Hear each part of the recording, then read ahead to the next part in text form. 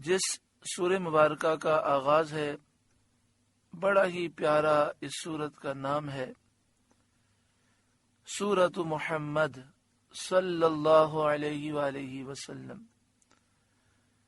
یہ سورہ مبارکہ مدنی ہے، ہجرت کے بعد اس کا نزول ہوا۔ قرآن پاک کی ترتیب کے اعتبار سے اس کا نمبر 47 ہے، اور قرآن پاک نازل ہونے کے اعتبار سے اس کا نمبر 95 ہے۔ اس میں 38 آیات ہیں، 4 رکوع ہیں، 558 کلمات، 2475 حروف ہیں۔ بسم اللہ الرحمن الرحیم، اللہ کے نام سے شروع جو نہایت مہربان رحم والا۔ الذین کفروا وصدوا عن سبیل اللہ اضل اعمالهم، جنہوں نے کفر کیا اور اللہ کی راہ سے روکا، اللہ نے ان کے عمل برباد کیے۔ یعنی جو لوگ خود اسلام میں داخل نہ ہوئے اور دوسروں کو انہوں نے اسلام سے روکا، اللہ نے ان کے عمل برباد کیے۔ جو کچھ بھی انہوں نے کیے ہوں، خواہ بھوکوں کو کھلایا ہو، یا قیدیوں کو چھڑایا ہو، یا غریبوں کی مدد کی ہو، یا مسجد حرام یعنی خانہ کعبہ کی عمارت میں کوئی خدمت کی ہو، سب برباد ہوئی، آخرت میں اس کا کچھ ثواب نہیں۔ حضرت ضحاک رضی اللہ تعالیٰ عنہ کا فرمان ہے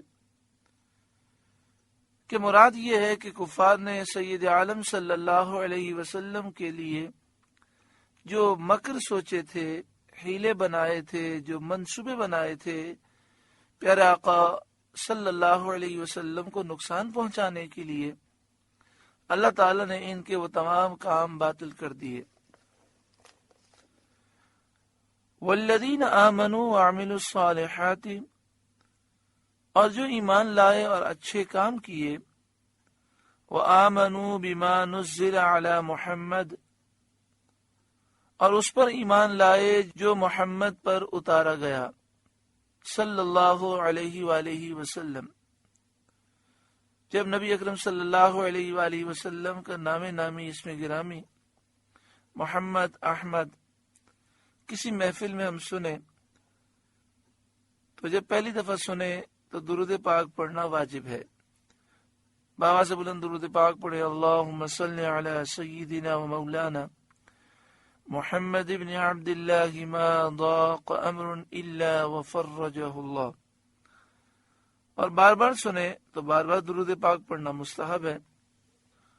اور اس کے علاوہ بھی نبی اکرم صلی اللہ علیہ وآلہ وسلم کا جب بھی ذکر ہو، اشارتاً کنایتاً، جیسے ابھی میں نے کہا نبی کریم صلی اللہ علیہ وآلہ وسلم، تو اس وقت درود پڑھنا یہ مستحب ہے۔ وآمنوا بما نزل علی محمد، اور اس پر ایمان لائے جو محمد پر اتارا گیا صلی اللہ علیہ وآلہ وسلم، یعنی قرآن پاک پر جو لوگ ایمان لائے۔ وَهُوَ الْحَقُّ مِن رَبِّهِمْ، اور وہی ان کے رب کے پاس سے حق ہے۔ کفر عنہم سیئاتہم، اللہ نے ان کی برائیاں اتار دیں، ان کی خطائیں مٹائیں، وَأَصْلَحَ بَالَهُمْ، اور ان کی حالتیں سنوار دیں، یعنی امور دین میں توفیق عطا فرما کر، اور دنیا میں ان کے دشمنوں کے مقابل ان کی مدد فرما کر، یعنی اللہ تعالیٰ نے دین کے معاملات میں انہیں اچھی توفیق عطا فرمائی، اور دنیا میں دشمنوں کے مقابلے میں ان کی مدد فرمائی۔ کن لوگوں کی؟ جو قرآن پاک پر ایمان لائے، جنہوں نے اچھے کام کیے۔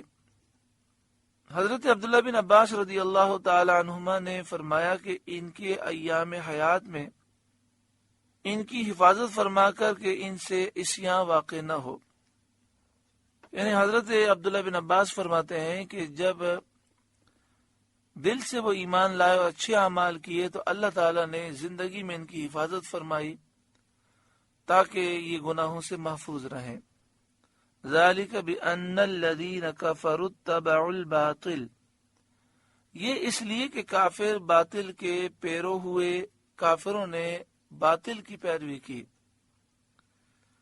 وَأَنَّ الَّذِينَ آمَنُوا اتَّبَعُوا الْحَقَّ مِن رَبِّهِمْ، اور ایمان والوں نے حق کی پیروی کی جو ان کے رب کی طرف سے ہے، یعنی ایمان والوں نے قرآن پاک کی پیروی کی، تو اس لیے اللہ نے دنیا اور آخرت میں ان کی مدد فرمائی۔ کافروں نے باطل کی پیروی کی، دنیا اور آخرت میں وہ برباد ہوئے۔ کذالک یضرب اللہ للناس امثالہم، اللہ لوگوں سے ان کے احوال یوں ہی بیان فرماتا ہے، یعنی فریقین کے، کہ کافروں کے عمل اکارت اور ایمانداروں کی لغزشیں بھی مغفور، یعنی اللہ تعالی لوگوں سے ان کے احوال یوں ہی بیان فرماتا ہے، کافروں کے احوال بھی بیان ہوتے ہیں، ایمان والوں کے اعمال بھی بیان ہوتے ہیں۔ ایمان والوں پر اتنا کرم ہے کہ اگر ان سے غلطی بھی ہو جائے، لغزش بھی ہو جائے تو معاف کر دی جاتی ہے، اور کافروں کا حال یہ ہے کہ وہ اچھا کام کریں تب بھی وہ عمل قبول نہیں ہوتا اور وہ برباد جاتا ہے۔ فَإِذَا لَقِيتُمُ الَّذِينَ كَفَرُوا فَضَرْبَ الرِّقَابِ، تو جب کافروں سے تمہارا سامنا ہو تو گردنیں مارنا ہے، یعنی میدان جنگ میں، جہاد میں جب تمہارا مقابلہ کافروں سے ہو تو گردنیں مارنا ہے، یعنی ان کو قتل کرو۔ حَتَّى إِذَا أَثْخَنْتُمُوهُمْ، یہاں تک کہ جب انہیں خوب قتل کر لو، یعنی کثرت سے قتل کر چکو اور باقی ماندوں کو قید کرنے کا موقع آ جائے۔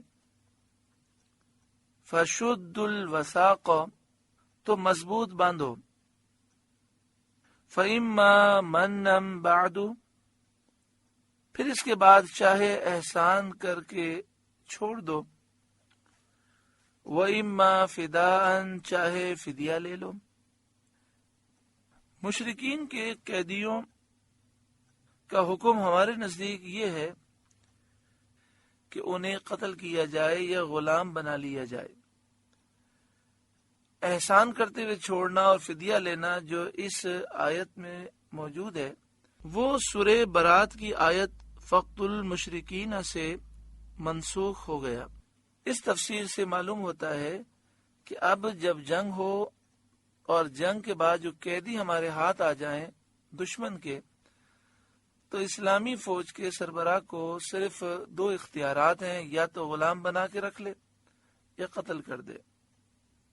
حَتَّى إِذَا أَثْخَنْتُمُوهُمْ، یہاں تک کہ جب انہیں خوب قتل کر لو۔ فَشُدُّوا الْوَثَاقَ، تو مضبوط باندھو۔ فَإِمَّا مَنًّا بَعْدُ، پھر اس کے بعد چاہے احسان کر کے چھوڑ دو۔ وَإِمَّا فِدَاءً، چاہے فدیہ لے لو۔